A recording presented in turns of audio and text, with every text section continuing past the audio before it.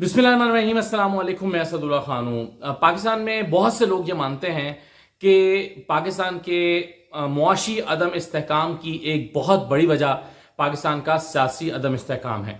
और पिछले 1-1.5 साल में जो कुछ हुआ है, जिस तरह से पैनिक हुआ, जिस तरह से बैड पॉलिसीज की वजह से रुपया गिरा, और पाकिस्तान का जो असल मसला है वो रुपये का डीवैल्यू होना है। यानी जो इन्फ्लेशन हुई है, महंगाई के जिस तूफान का हमें सामना है, ये बहुत सारी वजह तो इसकी रुपए का डीवैल्यू होना है। रुपये का डीवैल्यू होना ये उस वक्त शुरू हुआ जब पाकिस्तान में पैनिक क्रिएट हुआ, जब एक ऐसी हुकूमत आई जिसके ऊपर लोगों का एतमाद नहीं था, और अभी भी वो कंटिन्यू कर रहा है। यानी 14 जमातों की एक हुकूमत ऐसी पॉलिसी नहीं दे सकी कि लोगों को के अंदर एतमाद पैदा कर सके। अब एक तरफ यानी बैक वक्त दोनों चीजें कैसे मुमकिन है कि एक तरफ पाकिस्तान में जो अदालती निज़ाम है उस पर से लोगों का एतमाद खत्म किया जा रहा हो और लोगों को बावर कराया जा रहा हो कि अदालतें कुछ नहीं है, अगर तुम्हारा कारोबार डूबेगा तो तुम अदालत में जाकर इंसाफ नहीं ले सकते, इंसाफ ताकतवर को मिलेगा। और ये बताया जा रहा हो कि अगर तुम्हारा कोई प्रॉब्लम पैदा होगा तो, और तुम्हारा अगर नुक्ता नज़र कोई आज़ाद है, तुम सबमिसिव नहीं हो, तुम जो है वो अपनी मर्जी से चलने वाले आदमी हो, तो तुम्हें पाकिस्तान में इंसाफ नहीं मिल सकता। अदालतों से जाकर तुम इंसाफ नहीं ले सकते। अगर तुम्हारी मुखालिफ कुव्वतें ज़्यादा ताकतवर हैं तो फिर उसकी बात मानी जाएगी। तो एक तरफ तो हम लोगों को ये बावर करा रहे हैं और ये तासुर पाकिस्तान में बहुत शिद्दत के साथ कायम हो चुका है, और दूसरी तरफ हम कह रहे हैं कि हमारा सियासी इस्तेहकाम, हमारा मुआशी इस्तेहकाम पैदा हो जाए। तो ये दोनों चीज़ें कैसे मुमकिन है, बैकवक्त कैसे मुमकिन है, ये मेरी समझ से बाहर है। कि जैसे आप कहें कि एक तरफ आप शरपसंदों की कराची में जैसे क्रिमिनल्स हैं, एक तरफ पुलिस उनकी सरकर्दगी भी कर रही हो, उनको उनकी सरपरस्ती भी कर रही हो, और दूसरा ये है कि जो जायम पेशा अफराद है उनके खिलाफ ऑपरेशन भी चल रहा हो, तो दोनों चीज़ें साथ साथ होंगी तो नताइज नहीं निकल सकते। अब आप देखें आज परवेज इलाही के मामले में क्या हुआ है। अब मैं फिर जरा मुआशी सूरत पर जुबैर मोतीवाला ने जो बयान दिया है कि कोई सियासी जमात पाकिस्तान से मुखलिस नहीं है, आर्मी चीफ ने कहा, वो कहते हैं कि आर्मी चीफ ने कहा कि कोई सियासी जमात पाकिस्तान से मुखलिस नहीं है। तो ये जुबैर मोतीवाला के बयान को बाद में जरा एनालाइज करते हैं, लेकिन पहले देखिए परवेज इलाही साहब का क्या केस में क्या हुआ है। मैं इसलिए बार बार कुछ चीज़ें आपको दोहरा के कहता हूँ ताकि आपको पता चले कि इस वक्त पाकिस्तान में अदालतों की क्या हैसियत बाकी बची है। अमजद रफीक साहब केस सुन रहे थे, मुल्तान चले गए। मैंने कल आपको बताया था कि आज उनका आखिरी दिन था, लेकिन शायद तवक्को थी कि शायद आज के दिन भी वो सुन लें और मुल्तान वाली कॉजेस कैंसिल करें, लेकिन उन्होंने ये तो नहीं किया। मुल्तान वो अपने वक्त पर चले गए हैं और ये केस जो है वो मार्क हो गया दोबारा जस्टिस मिर्जा वकास रऊफ के पास कि तौहीन अदालत की समाअत वो अब करें, क्योंकि केस तौहीन अदालत का शुरू हो चुका था। कैसरा जो इलाही हैं परवेज इलाही साहब की अहलिया, उनकी दरख्वास्त पर ये मुकदमा सुना जा रहा था। तो आज तौहीन अदालत होनी थी और आज होना यह था कि ऑर्डर यह था कि अटक से जो है वो परवेज इलाही साहब को यहाँ पर पेश किया जाए, और डिस्ट्रिक्ट एंड सेशन जज जो हैं उनको इनकी जिम्मेदारी दी गई थी अटक की कि वो लेकर पेश हों। अब आज डिस्ट्रिक्ट एंड सेशन जज असद अली साहब जो है वो पहुंच गए अदालत में, और उन्होंने कहा कि आपने, अदालत ने मुझे ऑर्डर किया था कि मैं परवेज इलाही को पेश करूं, लेकिन परवेज इलाही तो अटक में है ही नहीं। परवेज इलाही अटक में होते तो मैं पेश करता। अच्छा, अब क्या हुआ परवेज इलाही के साथ कि कल जब वो पिम्स गए तो पिम्स से वापसी पे उनको पुलिस लाइन्स रख लिया गया ताकि अटक के जो जज की जिम्मेदारी लगाई गई है वो अपनी जिम्मेदारी पूरी ना करें।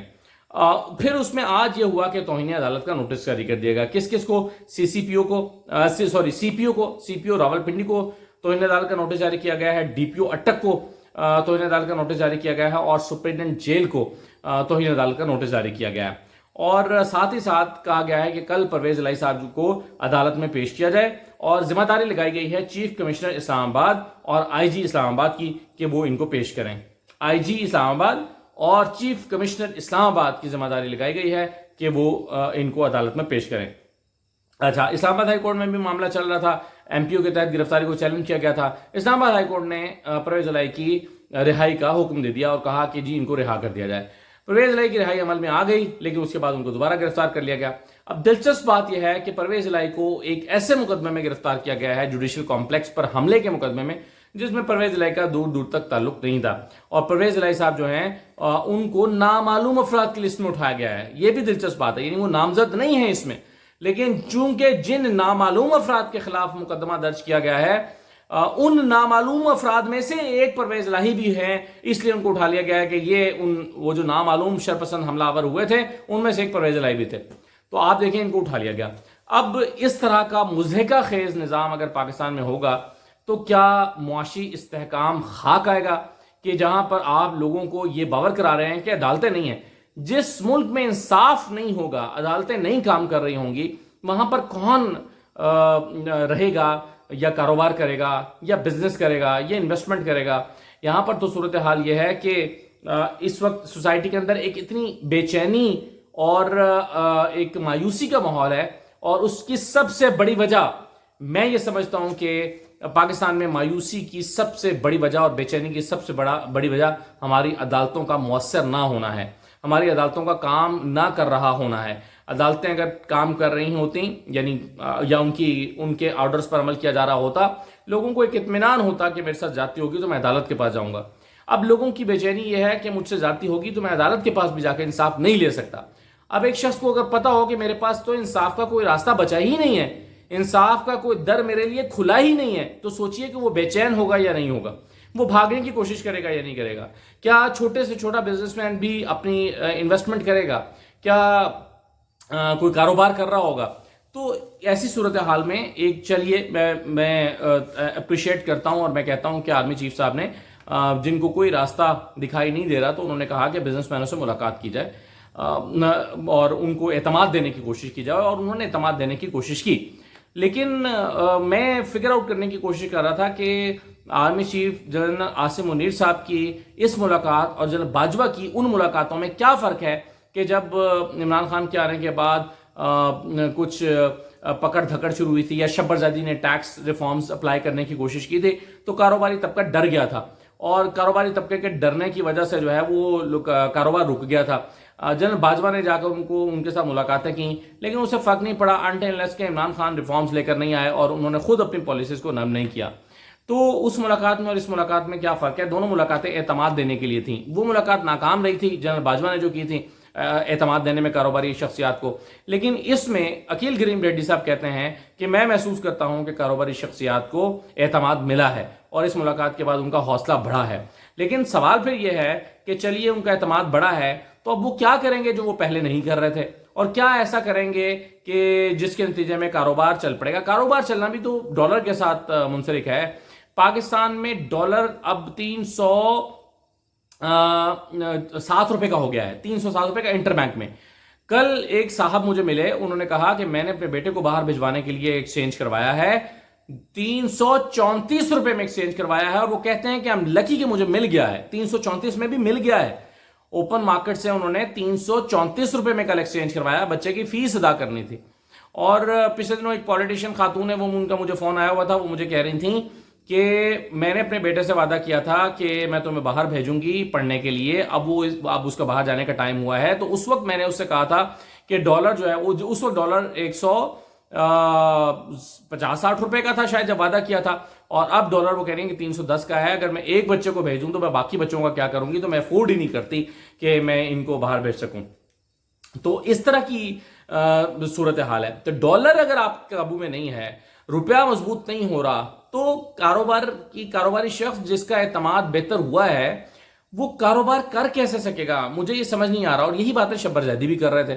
شبر زیدی نے آج یہ کہا ہے کہ ہمیں 88 ارب ڈالر کی ضرورت ہے 2 سال میں پاکستان کے قرضوں کو مینج کرنے کے لیے 88 ارب ڈالر کی ضرورت ہے. تو اگر 88 ارب ڈالر پاکستان کے پاس اگلے چند مہینوں میں پیدا ہونے کی کوئی امید پیدا نہیں ہوتی، ارینج ہونے کی کوئی امید پیدا نہیں ہوتی، تو کیسے چلے گا معاملہ؟ اب زبیر موتی والا صاحب جو ہیں انہوں نے ایک جملہ کہا، انہوں نے کہا کہ آرمی چیف سمجھتے ہیں کہ تمام سیاسی جماعتیں جو ہیں کوئی بھی سیاسی جماعت مخلص نہیں ہے.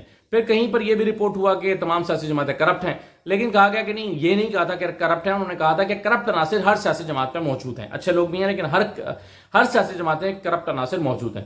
اب لیکن یہ جملہ ابھی تک تو انہوں نے خیر اس کی خود تردید نہیں کی زبیر موتی والا نے کہ یہ جملہ نہیں کہا گیا، لیکن عقیل کریم ڈھیڈی نے یہ ضرور کہا آج کہ میں نے یہ جملہ نہیں سنا اور شاید ایسا جملہ نہیں کہا گیا.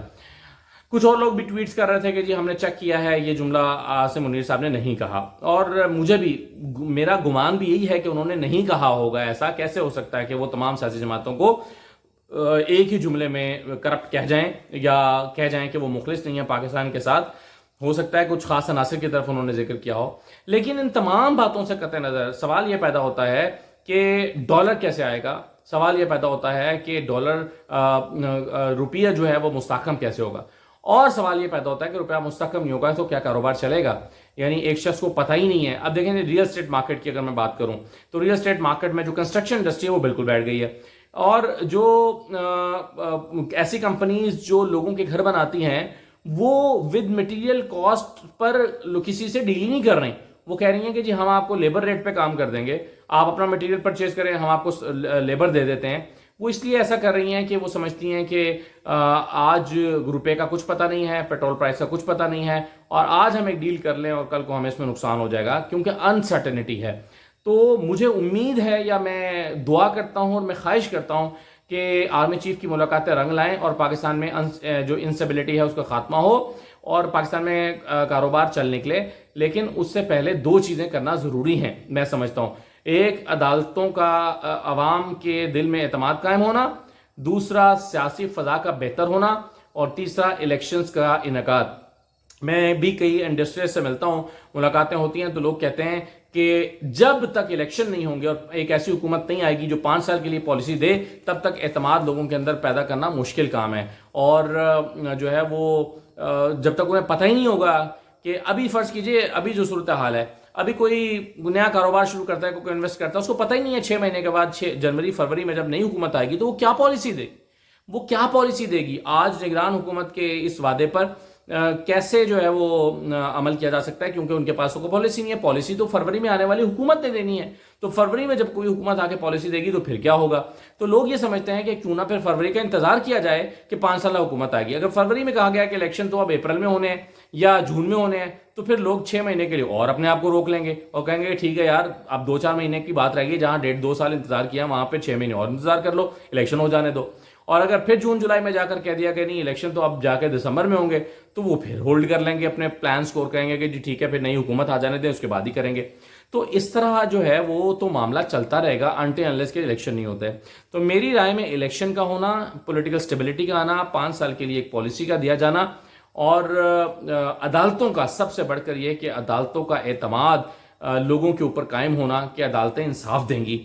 یہ ایسا نہیں ہے کہ صرف طاقتور کو انصاف ملے گا. اب پرویز الہی کی مثال ہمارے سامنے ہے، تمام عدالتیں کہتی ہیں ان کو چھوڑ دو، لیکن اب ان کو کوئی بس نہیں چلا تو ایک نامعلوم مقدمے میں اٹھا لیا گیا ہے، نامعلوم افراد کی فہرست میں شامل کر کے کہ یہ نامعلوم ہے. تو یہ تو اس طرح کیسے چیزیں بہتر ہوں گی. اجازت دیجیے، اللہ حافظ.